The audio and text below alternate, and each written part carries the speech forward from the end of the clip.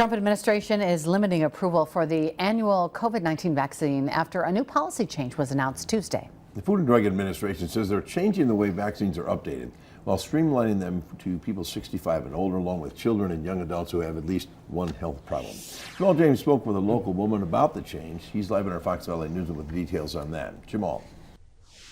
Bill and Cammie, after the new policy change was announced by the current administration yesterday, one woman from Manawa living with her 68-year-old immune-compromised husband says she's concerned about his safety.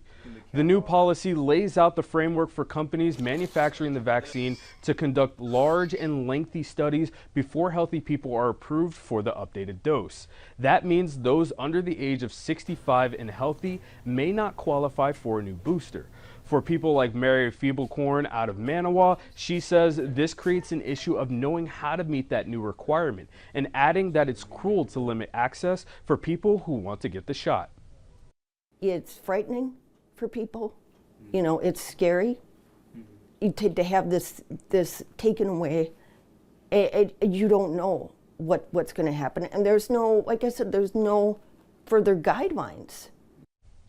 The Trump administration says they're doing a reasonable approach for high-risk groups to make data about vaccines and see if they're effective for people who are healthy. Bill and Cammie.